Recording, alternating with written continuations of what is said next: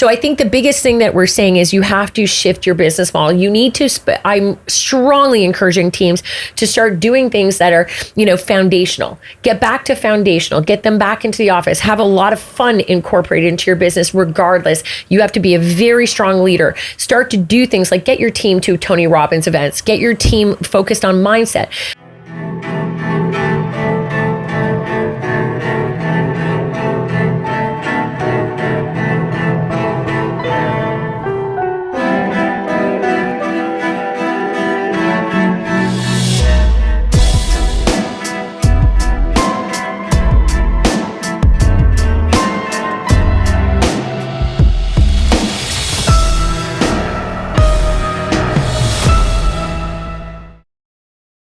Marianne, how are you today? We are live. I'm amazing. Yeah? I'm absolutely amazing. Of course. I mean, it's literally beautiful weather outside. Yeah. Blue Jays are winning. They are. They are. Yeah. Listen, we were talking about that briefly before you jumped into the studio here. And one of the things that we were talking about, which I thought was actually pretty interesting, but actually does have a strong tie-in with people who are entrepreneurs, people who are successful, is that when you look at the batting average, yes. And when you look at that number, so somebody who's getting paid millions and millions of dollars, and they got a batting average of say like 267, out of 1,000, right? Meaning that they hit it a quarter of the time that they go up to bat, but yet that is successful. It is. That is considered success in baseball. Yeah, that's considered multi-million-dollar success in baseball. It is. I thought, you brought up a good point. You know what? I didn't really look at it that way. At first, I was like, that's a terrible average. I mean, 25%, you're hitting it. Yep. And that's considered amazing. And yet, if you were to look at, let's say, lead generation, and you were to do 100 phone calls and 25 people answered those phone calls, you would almost be like, this sucks. Right. Right. Or if you wrote 100 offers and only 25 of them got accepted, would that be successful? You would still make a great deal of money and income, but I think, it brought up a really good theory in my head. I thought, failure is not always a bad thing, I guess, right? It isn't. I look at the end of the year and I see how many times I've failed, but I think the key thing is, though, all the things that I'm not failing at, which may just be a few, can be the ones that actually is a difference of a home run. But you got to get up. You got to get up and swing. You got to get up and swing, right? Yeah. So, what's your average? Yeah, exactly. But listen, I'm excited. I'm excited to have you here. Thank you. I'm excited too. You're a real estate coach. Yes. You've had incredible success over the years. Yes. Who is Marianne? What do you do? What are you all about? And we'll dive deep into it because I want to get into how you help real estate agents. Sure. But also too, let's touch on real estate investing as well too later on in the show and dive into that. But let's learn a little bit more about you first. Sure. Cole's Notes version. Yep. So I'm Marianne Gillespie. My company is Red Apple Coaching Consulting. I started it, I would say, I guess a good 7 to 9 years ago, I really went all in on it. I built the #1 real estate office in Canada, United States for production.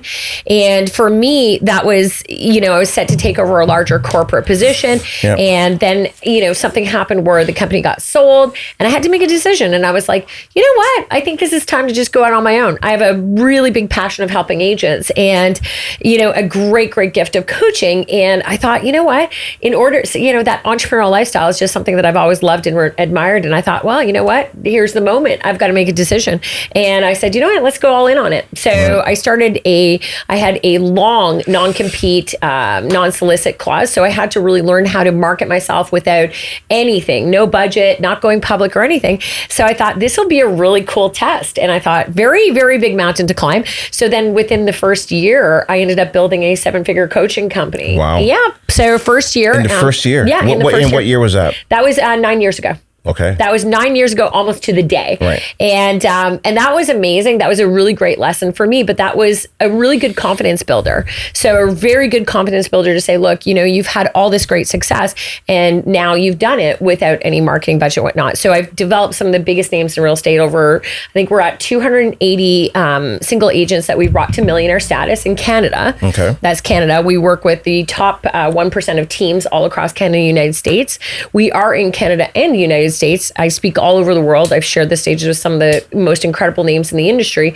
And I'm known as probably the secret weapon behind some of the biggest producers in the industry. And I say, secret weapon, because what I found and what I learned is a lot of people won't talk about who they coach with when their coach is really doing great stuff with them. It's kind of like a sort of thing, don't tell anybody you're working with that person because they don't want to lose you. Yeah. So it's a great thing. So I'm very honored and very lucky. I love being guests on podcasts like this. I love sharing knowledge. So it's my passion. I wake up every day and I love seeing agents succeed. Well, I can definitely tell that it's your passion because of the way that you're passionately telling your story and sharing the success that you've had and how you've helped so many amazing real estate agents become successful.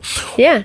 Let's talk about that. Like, what is the difference between somebody who is able to become successful and somebody isn't, even maybe if they're getting the same coaching? Yeah. Can that make a difference? Is there mindset there? Or talk through that. I think if I was to nail it down to one really, really obvious thing, is that the people who are most successful, I would say in almost every industry, are the ones, especially in the coaching industry, our clientele, if they have a plan B, they're not as successful as those who have no plan B. So if you have no backup plan, no plan B, and you are just like, this has to be everything, because that's sort of how my life has been, right? There is never a plan B. It's got to be like, this is what I want to accomplish. This is what I'm coming to you for as a coach. I'm trusting you with my family, my income, my livelihood. I always ask them, well, what happens if this doesn't work out? Like, what happens if you see yourself up here, but yet, you have a backup plan, a spouse, a partner, something to fall back on, family, money, income, whatever it is. If you have a plan B, the chances that you're going to succeed as much as somebody who has no plan B, very different. Yeah. Very different. I agree with that, because when you have a plan B, that's like having that safety net there. Always. And so then now the net is there and you can drop into it and everything is fine. And that was one of the things when I left TD Bank, I removed that safety net. And that first year, because I was so scared, and I had to make sure that I was putting food on the table for my family. I think I sold about 40 homes that year, but it was because my back was against the wall. I had no choice. I had to stay up late. I had to wake up early. Exactly. I had to do what I had to do what I needed to get done. That's it. Yeah. There's no backup plan. And when you have no backup plan, your true capabilities come out. Right. They really come out. And what you're learning in that process is incredible. But that backup plan is so dangerous. It's so dangerous. When somebody comes in and they're like, well, I'm taking a 1-year sabbatical from a career to test out real estate. Right. You're going to have a lot less success than that person who says, I have a family to feed. I have to put food on the table. And this is a commission-driven business. Yep. So anything is possible. And I think that's something that I'd say if I could see. And it is a mindset, essentially, as you said, it is a mindset. If you have no backup plan and there is no plan B and you go all in on something, look at the success. Right. Look at all the history of the most successful people in the world. And, I think that's one of my favorite questions to ask some of the best leaders in any industry is to say, what was your backup plan? And they all answer the same. There was none. Right. You look at Sarah Blakely, for example, who created Spanx. She had a few $1,000s, I think $5,000 or something. That's all she had to create a company. There was no backup plan for her. Yeah. This is all I have. And you see so many people as well, too, where they're like, okay, I want to get into real estate. I want to be a realtor. Yeah. But I'm going to continue to do my job. So I'm going to do it part-time. And it's rare that I see anybody really become truly successful. I'm sure there are some cases, but many times it's just like, you got to go all in. We haven't seen it. Yeah. We have not seen somebody who has that type of backup plan where you're half in, half out. We just don't see that. Right. It's just not something that we see. Yeah. You know what? No. Yeah. Now, Ironman, you've done the Ironman. Yeah, I just finished my second one this year on a torn ACL. So yeah. Wow. Yes. Wow. How does that tie into, say, real estate when it comes to performance and resilience? Because I'm sure there's got to be some kind of tie in there. Yeah. Yeah. It's I do so I used to be 350 pounds. So I was 350 pounds. Yeah, I was 350 pounds. Yeah, 6 years ago. Wow. Oh, yeah. 6 years ago, I was 350 pounds. Well, congratulations. That's Thank incredible. you very much. That's incredible. It took 2 years and 5 personal trainers to do an exorcism, as I like to call it, every single day for 2 years. An exorcism. In 2 years. I always laugh because I'm like, I'm always late to the party. And I was always laughing about this recently saying, man, like if Ozempic was around, like where was that 6 years ago? Yeah. Like where was it? I'm like, what is this? Always late to the party. But I would say that, what I've learned about Ironmans, which is the most incredible thing, is so an Ironman, you have 16 hours to complete something. Yep. You have to do your swim, bike, run. Yep. So your swim is over 3 miles in treacherous waters. And then you jump off that, you do 112 miles on a bike. And so that's usually very difficult cycling. And then you have to run a marathon right after. Yep. And the hardest part about an Ironman, it's not the actual training to get there. You spend a lot of time training, 16 hours a week. So you learn about discipline. But what you really realize is in training, you get to listen to music, you get to take breaks, you get to quit when you want to, like there's all that. When you're in a race and you're in a race environment, you have all the elements that you don't know. You don't know what the weather's going to be like. So you have no idea what you're going to end up with. You don't know if you're going to get a flat tire or anything. But the hardest thing is you're allowed no outside assistance. So that includes no music. So it includes no music, no outside assistance, nothing. You are completely you got to do all 3 sports and good luck, you're on your own. It's the lack of music that kills you, if you want to know the truth. You can put in great tunes and get through almost anything because your brain is occupied. Yeah. But what happens in an Ironman is that you're terrified of dying.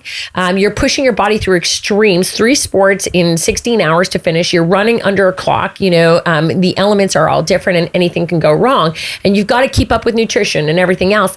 And what you notice in an Ironman is the voice in your head tells you everything about yourself that is terrible. So you hear the voice so loud every foot from the minute you start. It's like, you can't do this. You're gonna drown in the swim. Somebody's gonna kick your face. You're gonna have a heart attack in the water. You're gonna die. Things that go through your head. Or look at the water. It's really tough. And then when you make it out of the water, it's all about the bike. Oh, you can't do 112 miles. Feel the wind. You're gonna die. It's too hot. You're gonna drop your nutrition. You're gonna get a flat tire. You can quit. I know you're feeling tired. And then by the time you hit the marathon, that voice is so loud telling you to quit. It's like every foot and every step that you take, it's like literally heaviest feet ever. It's mentally, just telling you every negative thought you have.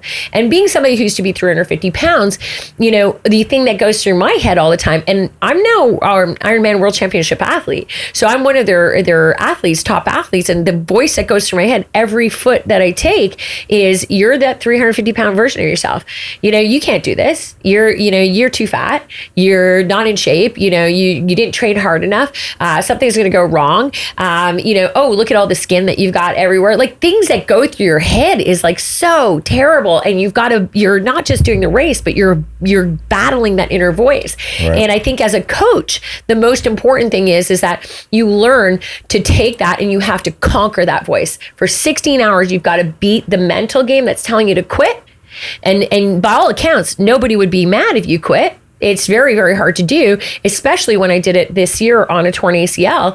And the voice in my head was like, I was going to be out there almost twice as long. And the voice in my head was like, you're injured. You don't have to do this. Quit. It's okay. Right. It's all good. So that voice in your head that you're conquering every single day is no different than everybody else. You've got to wake up every day, just like I do in the Ironman, and you've got to battle the voice in your head that's telling you can't do something because it's complete BS. Right. The voice isn't real. Yeah, so that really touches on some important points there, where it's mindset. Mindset is such an important piece. It is. I recently just came back from a Tony Robbins 4-day event. I'm not sure if you've ever done that. Unleash the Power Within. Absolutely incredible. And, when I first got into real estate and real estate investing and being an entrepreneur, I was like, mindset is like 80%. Yep. Then as I went on a little bit more, I'm like, no, it's 85. Right. And after I got to the Tony Robbins, I'm like, hell no, this thing is like 95% mindset. Yeah. And the other thing that you touched on as well, too, is that, not having the music with you, or not maybe even knowing you have the agenda, but you don't know what's going to be out there in the elements. No clue. And when we went to the Tony Robbins event, which was also very interesting, my wife is very analytical, my son as well, too, is that when we got there, she's like, what's the agenda? What's the agenda? Yes, yeah. And they don't give you an agenda. Intentionally. And so intentionally. And so before we know it, we get there at 9:00 and we are there until almost 1:00 in the morning. And if you know the agenda, and if you have that mindset of like, well, I want to be done at 5 o'clock so that I can go and do that, then you may not do it. And so it's a good kind of reminder of the importance of like putting yourself into some difficult situations and overcoming the fears and the negative thought that go into your mind. And I guess to move on to another question, which I think kind of ties into that, is that during COVID, a lot of real estate agents were doing incredibly well. And I think some people also started teams. Yes. How do team leaders now overcome the situation where now they've built this team, the team isn't functioning to the level of what they thought that it could do? Right. Because now they start to think, well, am I a failure, or is it the team is a failure? What are your thoughts on that? I think what you have to look at, that's such a great question, because we are seeing so many teams struggling right now, because you're right. They were really in 2020, 2021, I would say, the market was so lucrative that everybody was joining teams, building teams, and just like, let's go. What you're seeing right now on teams is agents are exhausted. They're exhausted. I mean, and with all due respect, I would say realtors have been through so much. I mean, you look at that. I mean, we were not first responders, but yet we had to, everybody else was, quarantined at home. And here we are like, well, you're not first responders, but you need to go show houses. So mentally, we had to shift into that mode. Then we had to overcome that. Then we were like, oh boy, we're in the hottest market that we've ever seen and experienced. And then we get thrown into, okay, now COVID's done. Now everybody overpaid for houses. Now we're the terrible people. And now it's like, all the after effects. And now we're in a buyer's market. We haven't been in a buyer's market in 22 years in many places in Canada. And it's just like, and now we have high interest rates. We've never had these interest rates, most realtors. So you have to think of the mental stuff that a human being can go through.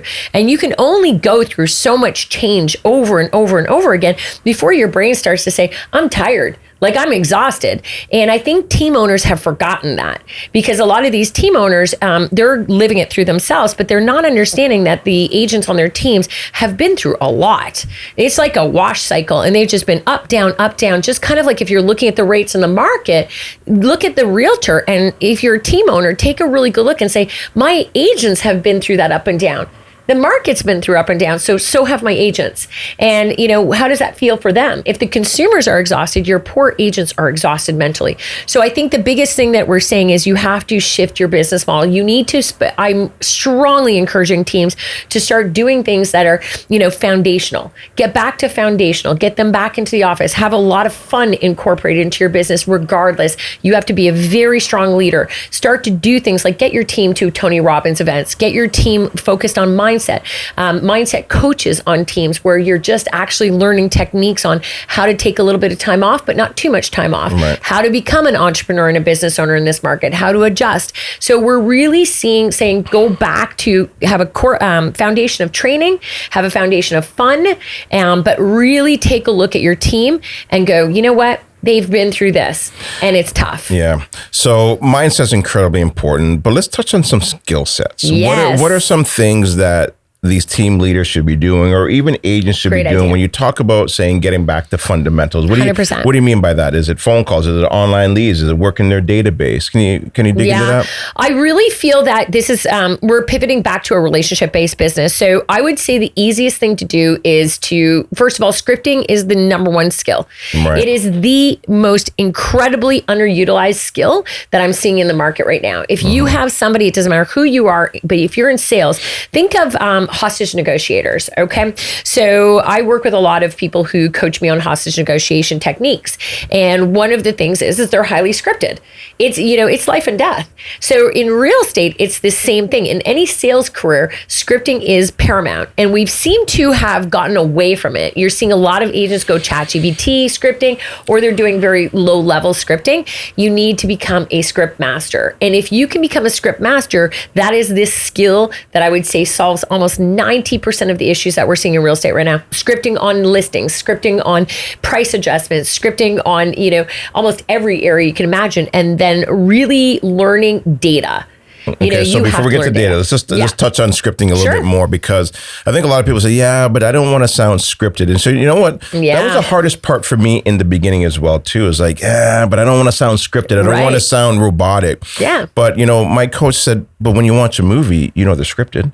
Do they sound scripted? It's so good. And I'm like, yeah, you're right. They don't sound scripted. Good. Right. I like that. And so then what they've done is that they've learned the script. Sure. So that now they don't sound scripted. So that now it becomes a part of the vocabulary. But the only way you're going to be able to sound like that is you got to practice it. You got to continue to keep doing it. In the beginning, you may sound scripted, but eventually you will now sound like it's you, but 100%. You're using a script. 100%. And I mean, and the layers of that scripting are incredible. Like if you decide, it doesn't matter what type of lead generation you do. But if you call somebody, an easy script that I always just use is just right now, if you're making your quarterly calls, you can just go, hey, Gary, it's Marianne. I'm just reaching out to you. It's Q4. Just wanted to check in and see if you had any real estate questions or need anything before the end of the year from me or my team. That is 100% a script. Right. Doesn't sound like it. You know, it sounds like I'm just giving a casual call to you, but that is an amazing script. So it's very easy, you know, and it's super simple. If I'm going door knocking and I'm inviting somebody to an open house, which by the way, open houses are absolutely critical. I don't care what anybody says, but if I'm going door knocking and I want to get neighbors to my open house, I'm just going to be like, hey, it's Marianne. I'm the listing agent of the house down the street from you. And we love Gary and his wife, Mel. I'll just make her name up. Gary and Mel are our clients, and they would love to know if you could stop by and come take a look at the house and give us some feedback on the pricing and the staging that we've done. Can I count you in to come visit us on Sunday from 2 to 4? Very simple. Right. It's all scripting. Like scripting is a conversation. It's very natural. Yeah. You know what is difficult also, and I want to see if you can touch on this as well too, is that you've had agents that started into the game and then they got good. And then all of a sudden now they're like, well, I don't need to do open houses anymore. 100%. And now they're not doing well. No. And now they're like, well, I don't want to go back to open houses. And it's an ego thing. What do you say to that? Because I think you're right. Like open houses are so important. Huge. Or even like when they get a message from Realtor.ca and it comes in and like, they're tire kickers. Right. Right. So talk to me about that. So how I like to look at that and of course, sorry, hold on. And of course, they're not tire kickers. They're not. However, it's an ego thing. Mentally, it's an ego thing, because they get so high up in status. I think you have to treat real estate like a business. Yep. And when you treat, and I think a lot of realtors are reverting back to looking at it as a job, and it's not. It's a business. We are incredibly amazing individuals. I look at realtors and I go, man, like we have to predict the market, know the market. We need stats. Like we are such amazing business people. However, we've forgotten that. So if you look at everything that you do as a business and you look at lead generation as a business, you have to look at the returns of each area of lead generation. And that's how I like to coach clients on. I go, let's take a look at open houses. You can do 2 hours of an open house. Yep. And if you are really great at converting at that open house, what is the income return? It can be literally one client open house, 2 open houses a month can give you a $350,000 return. Right. That is an incredible return as a business owner. So do I want to get really great at that? Yes, I do. Because would I prefer to do 30 hours of, let's say, cold calling or door knocking and have a very minor, small return, but a lot more effort into it? As a business owner, I would say open houses are better. So significantly better. Mm-hmm. So if you start to see everything as a business owner, the ego disappears and you start to really look and say, how much money are you leaving on the table by not doing open houses? And that's a better question to ask, is to say, well, if you want success, where is the highest level of returns? What is the lowest amount of time that you can spend on something to get those returns, which is open houses are fantastic. And then if you practice your skills at open houses, they become a lot more fun. You start converting at a higher level. And the way I look at it is I go, to me, it's almost like you can gamify it in a way. And if you start to gamify it as a business owner and say, well, let's take a look, 2 hours in open house, 2 times a month, 300,000 return, way better. And how good can I become at looking at the revenue coming into my open houses and saying, you know what, I've got 10 visitors through.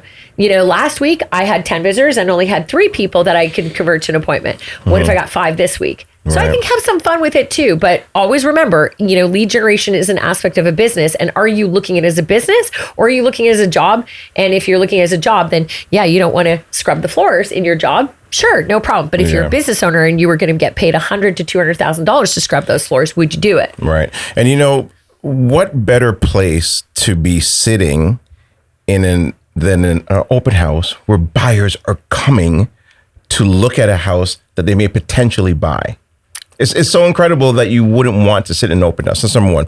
Number two, 100%. Is there a script for this where a client comes in, a potential buyer comes in, and they say, I'm working with an agent already.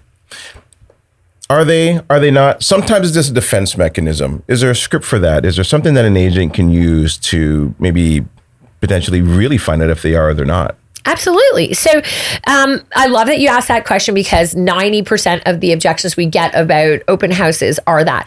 To answer your first point, though, is that the consumer, a long time ago, open houses have been around since 1918. Yep. So a long time ago, up until I'd say COVID almost, open houses really had buyers that were actually essentially tire kickers. They would come through, a lot of looky-loos. Nowadays, with technology so advanced, it's been such a gift because there are so many studies that show that people coming through open houses now are a lot more qualified. They're coming into with shorter timeframes. They're within 3 months of buying something, so way more qualified. And they're coming in just to look at and see, is this worth the price? Because all the stuff that's out there can't go deep. They can't verify if what something is worth and what's not worth. So they physically have to come into an open house to verify and validate that. Oh. So you're getting way better people coming in through open houses. So that hands down has changed the game. The script for people who come in and they say that they're working with a realtor. Here's a little tip that I like to do. I always encourage people, before you do an open house, take a look at every cancel, expired, withdrawn in the area. Every one of them. Send a generic email out to every agent. You're not trying to get those listings. Send an email out to every agent. Okay. And this is for agents who don't have, maybe a lot of this in their office, or they don't come from a big team either. So send an email out to all of them and look for a ton and just say, hey, Gary, listen, I'm doing an open house at 123 Main Street. I noticed you had a listing 7 months ago in the area. I do a lot of marketing at our open houses, and I know buyers are going to be asking me, is anything else coming up? Are you intending to put that property back on the market anytime soon, or are they still thinking of selling? Yeah. Now, most agents will respond because they're worried you're going to go after the listing. So they're going to respond. They're going to be like, and they're going to tell you, yeah, I'm putting it back on this spring. Cool. Amazing. Thanks, Gary. Please keep me posted on it. Okay. So I'm going to get maybe 1 or 2 responses. That's all I need is just 1 or 2 agents to say yes, coming back on. So when you're at the open house and somebody says to you, well, I'm working with an agent, most consumers don't know the difference between under contract or working with an agent, seeing houses. Yep. So the first thing we always do is we just say, get clarity. Okay. And the great example is this. If somebody is generally under contract with an agent, okay, there is an expiration date.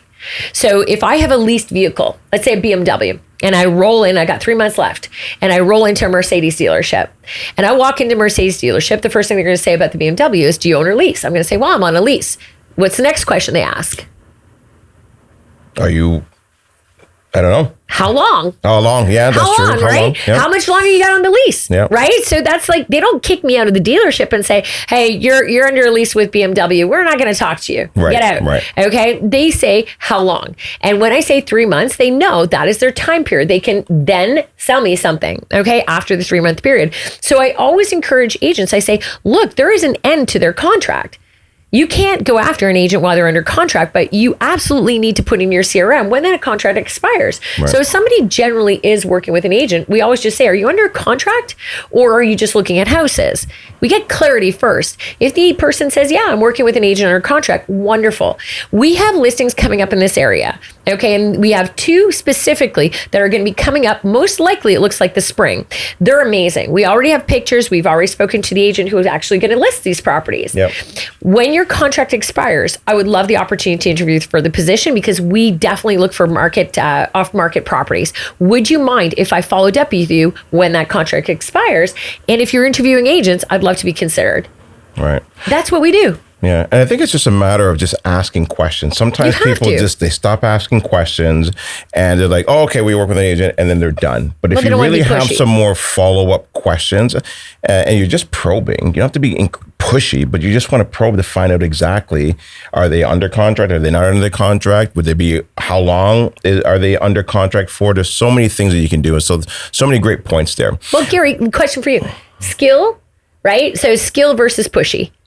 Yeah. Right? Like it's skill driven. 100%. You're not pushy. Every time somebody says pushy, I always just go, are you really being pushy or are you being skill driven? Right. Because I would really like to know. Because pushy is like resisting when somebody says back off and you're pushing them. But a really high level skilled person asks great questions. Yep. Nope. I agree.